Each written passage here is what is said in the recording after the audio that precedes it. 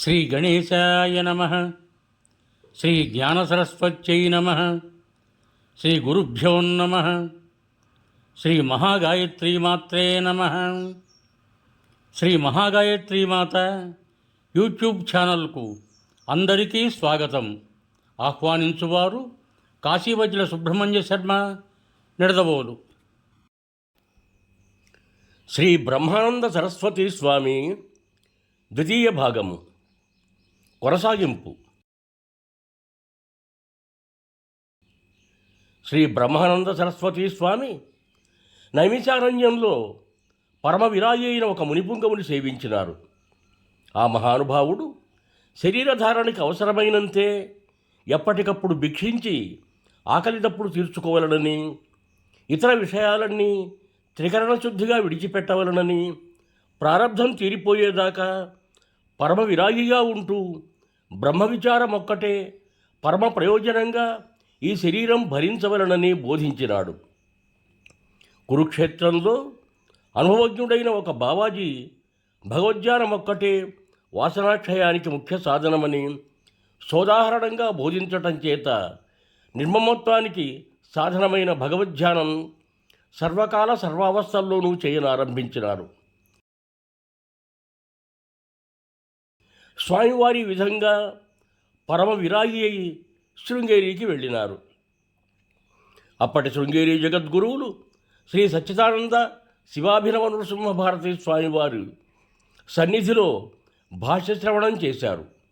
అటు తరువాత ఆ కాలపు మహాయోగి దత్తభావ సుధారస గురు సంహిత, దత్తాత్రేయ దకార సహస్రనామావళి ఇత్యాది గ్రంథకర్తలు, నిగమాగమ పారగులు, స్వాశ్రమోచిత కర్మానుష్ఠాన నిష్ఠాగరిష్ఠులు, దత్తాత్రేయ ఉపాసకులు అయిన శ్రీ వాసుదేవానంద సరస్వతి స్వామి టెంబే స్వామి వారిని ఆశ్రయించినారు. ఆ స్వామి మహారాష్ట్ర మాన్గావ్లో జన్మించి గుజరాత్లోని గరుడేశ్వర్లో సిద్ధి పొందారు. షిరిడీ బాబా చరిత్రలోనూ మౌనస్వామి చరిత్రలోనూ వారి ప్రసక్తి వస్తుంది. టెంబే స్వామి 1908 to 1910 సంవత్సరాల మధ్య ఆంధ్రదేశం పర్యటించినారు. వారి చేత బ్రహ్మానందులు రాజమహేంద్రవరం శంకరమఠంలో దత్తమూర్తిని, దత్తపాదుకలను 1908లో ప్రతిష్ఠింపజేసినారు. శృంగేరి జగద్గురువులు కోరగా టెంబే స్వామి తమ రచనలు దత్తమహత్యము, గురుచరిత్రలతో పాటు ఒక స్తోత్రం బ్రహ్మానందులకిచ్చి జగద్గురువులకు చదివి వినిపించవలసిందిగా పంపారు. మౌనస్వామి బ్రహ్మానందులు తాము ఒకే గురువు శిష్యులమన్నారు. మౌనస్వామి వలె బ్రహ్మానందులు టెంబే స్వామి వద్ద సమస్త శాస్త్రాలు, యోగాభ్యాస మెలకువలు ఆకళింపు చేసుకొని వాటిని సాధించి ఋతుంబర ప్రజ్ఞతో పాటు అనేక సిద్ధులు కైవసం చేసుకున్నారు. యోగారూఢులైనారు. బ్రహ్మానందులు కాశీలో ఉంటుండగా మౌనస్వామి కోరిక మేరకు కుర్తాడం మఠంలో స్థాపించటానికి జైపూర్ పాలరాత్రి దత్తమూర్తిని, పాదుకలను పంపించారు. బ్రహ్మానందుల కోరిక మేరకు మౌనస్వామి పంచవటి మందిరంలో ఒరిగిపోయిన ఆదిశంకరుల భారీ విగ్రహాన్ని తమ యోగశక్తితో లేవనెత్తి పునఃప్రతిష్ఠ చేసినారు. మౌనస్వామి కంటే బ్రహ్మానందుల వయస్సులో 5 ఏళ్ళు పెద్ద. బ్రహ్మానందులు ఇంతకాలం చేసిన సాధన ఆత్మోద్ధరణ కోసం, అది సమకూడిన తరువాత లోకోద్ధరణ కోసం వారు నిర్విరామంగా కృషి చేశారు. భారతదేశం నలుమూలలా తిరిగి సనాతన ధర్మం ప్రచారం చేశారు. స్వామివారు 32 మందికి క్రమసన్యాసము, అనేక మంది గృహస్థులకు మంత్రదీక్ష అనుగ్రహించారు.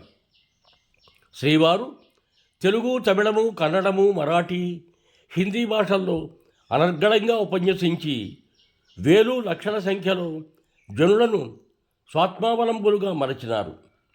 పామర జనులకు సుబోధకంగా ఉండేటట్లు శ్రీ దత్తలీలా చిత్రపటాలు, శ్రీ దత్త శరణమ్మమ అక్షరాలు అమర్చి దత్తపూజా విధానంతో జోడించి ముద్రించి ఉచితంగా పంచారు. స్త్రీలను దత్తనామంతో అక్షతలు ఎరియమ్మనేవారు. చదువరుల కోసం అనేక భక్తి గ్రంథాలు, యోగ గ్రంథాలు తాము వ్రాసినవి ఇతరులు వ్రాసినవి అచ్చొత్తించి పంచినారు. శ్రీ శివాయుతనామావళి, శ్రీ శంకరాచార్య సహస్రనామావళి, శ్రీ దత్తభావ సుధారసం వంటి గ్రంథాలు ప్రకటించి పంచినారు. సంస్కృత పరిచయం లేని వారి కోసం సులభగ్రాహ్యంగా శ్రీ శంకర విజయధ్వజము, శ్రీ గురుదత్త సరస్వతీయము, శ్రీ దత్తభావ సుధారసము తెలుగులో వ్రాయించి ప్రకటించారు.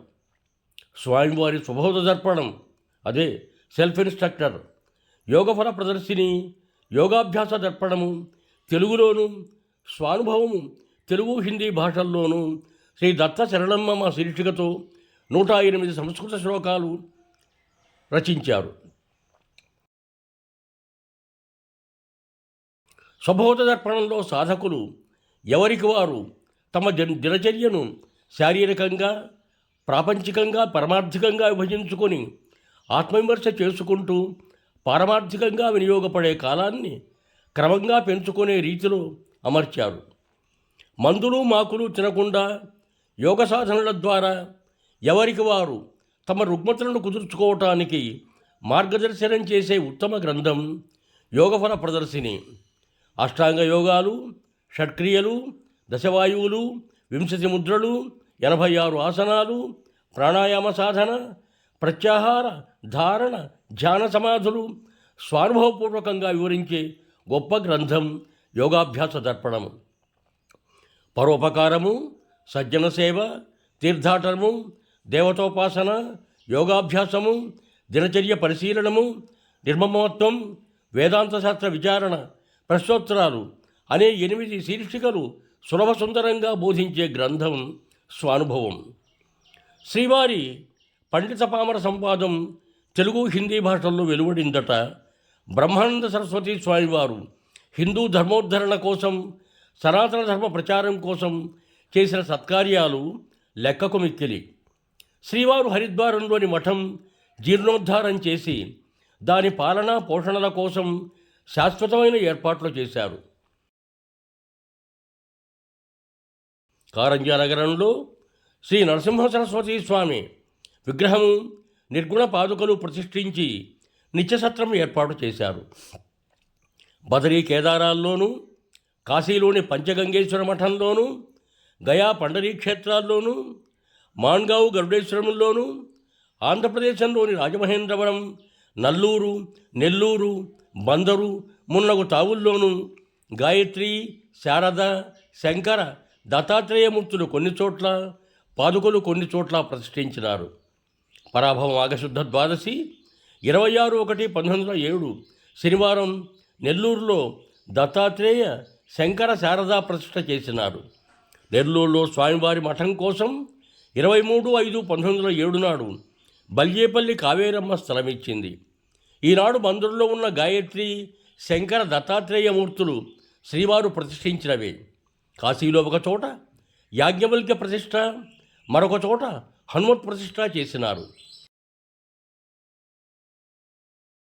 తాము ప్రతిష్ఠలు చేసిన చోట్ల నిత్య పూజాధికములు నిర్వర్తించడానికి, వేద విద్యార్థులకు, భిక్షువులకు మధుకరాన్నం పెట్టడానికి కావలసిన నిధులు సమకూర్చి పాలక మండలుడు ఏర్పాటు చేసినారు. రశేషం యువం భూయాత్, సర్వే జనా సుఖినో భవంతు. ధన్యవాదములు. మీకు నా ఈ వీడియో నచ్చినట్టయితే దయచేసి ఒక లైక్ కొట్టి మీ బంధుమిత్రులకు కూడా నా ఈ వీడియోను షేర్ చేయగలరు. అదేవిధంగా నా ఛానల్ శ్రీ మహాగాయత్రీ మాత యూట్యూబ్ ఛానల్ను సబ్స్క్రైబ్ చేయ ప్రార్థన. మరొక్క మారు ధన్యవాదములతో బహుదీయుడు కాశీవజ్ర సుబ్రహ్మణ్య శర్మ, నిడదవోలు, తూర్పుగోదావరి జిల్లా.